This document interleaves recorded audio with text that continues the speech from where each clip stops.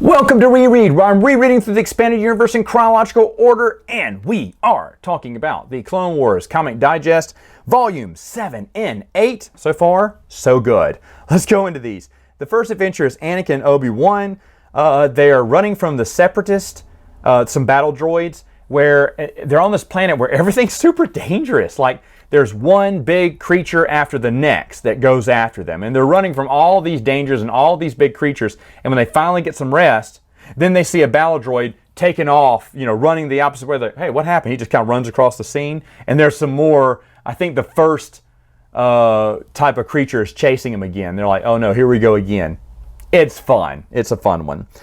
The next one is Padme and some other girl. I don't remember her name right now, but they sneak into this party where there's a Separatist there, and then they're in these nice fancy ballroom dresses, and then they slip out the back or into the hallway, strip off into these black, ninja-looking costumes.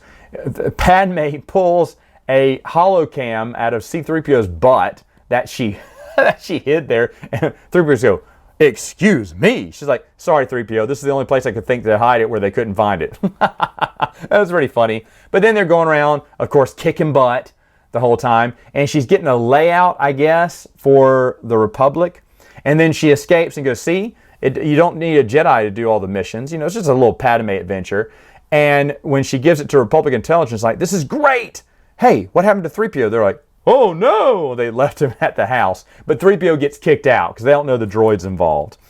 The next one is Jedi goes into a fortress to stop this Separatist leader. He's locked himself in this, he said, this is an impenetrable fortress. You'll never get in.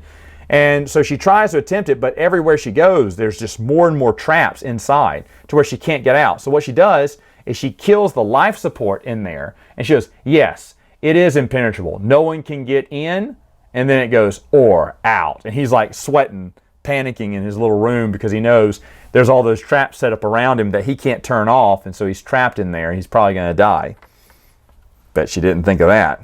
The last one happens on a planet where these three lowlifes basically find these dead clones, put on their armor, and decide to go rob a bank wearing the clone armor, thinking that the other clones will just let them go and they can sneak into the town, grab the loot, and be out. Well, while they're doing that, one of them feels bad because some people are getting attacked by the droids, and they have the clone troopers' guns too, so he decides to save them. And they're like, dude, you're wasting time. He's like, yeah, but I know these people. They're good friends. They were good friends of my dad's or whatever, or I knew them in school or whatnot. And so he does one good thing, and they're thanking him because they think he's a clone.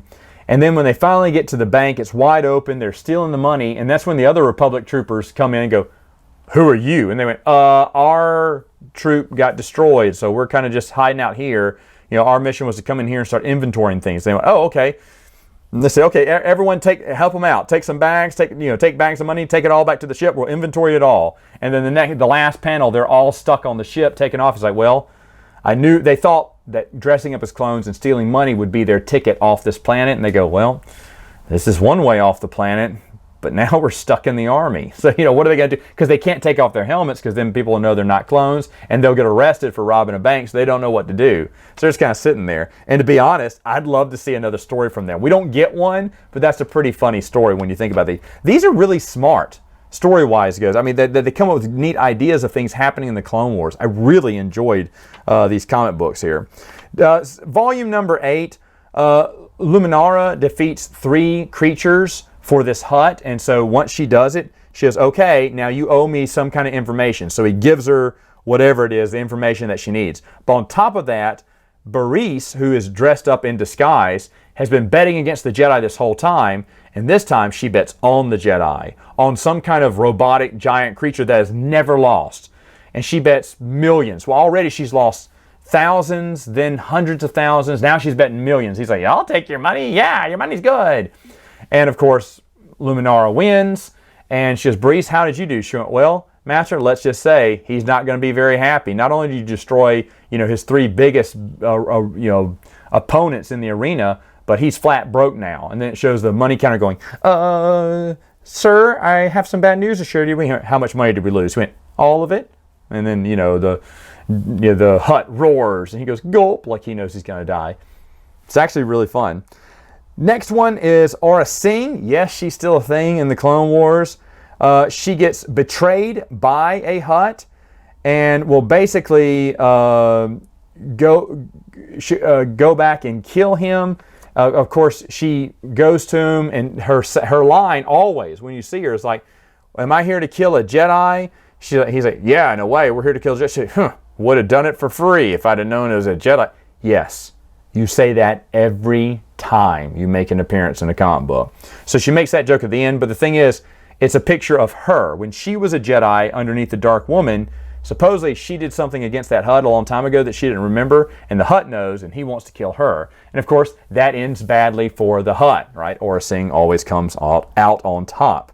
The next one, Obi-Wan is battling an albino outcast Zeltron on Kamino she's trying to get a clone sample for the, I guess, Separatists to analyze. Her name is Viana, and at the end, it's talking about what Zeltron, well, all through the comic book while he's fighting the Zeltron, the albino Zeltron, she's got black hair and a white body.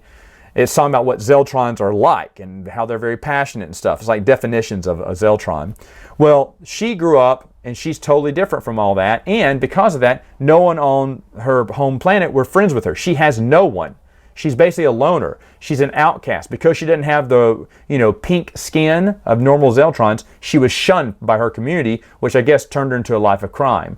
Well, after Obi-Wan, basically defeats her, she gets away, but he has the sample, and so the sample's kept safe. He finds out from one of the Kaminoans that she actually placed an order for a clone, so she could have someone to be, like herself. And she goes, "Should I cancel that order?"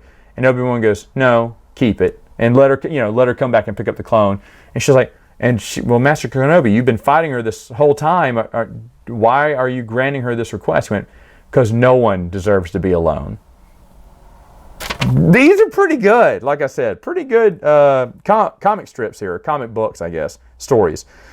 Star Wars Tales could learn a lot from Clone Wars Adventures.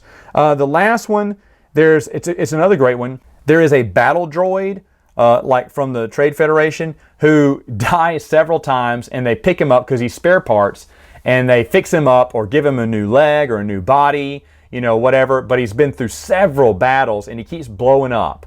And then suddenly he just realizes, F this.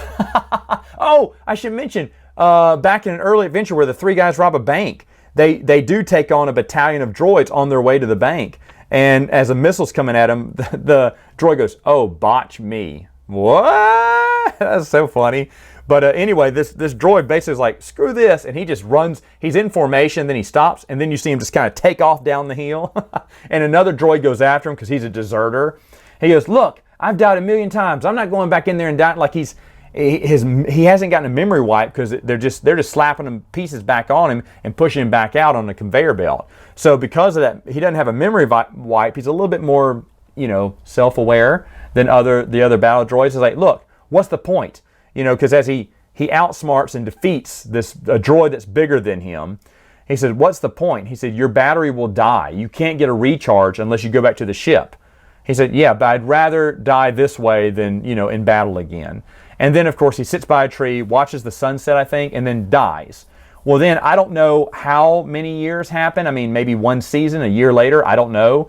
But these farmers find him, and they go, "Oh, look, one of these old bad droids. Hey, he looks like he's in shape. Let's power him up." So they give him, maybe he can, live a new life working on the farm. So the little droid who didn't want to fight anymore is going to get a nice, peaceful life like he always wanted. These are really solid. These are really solid books. You got to check them out. Hey, I'll review the last two next time.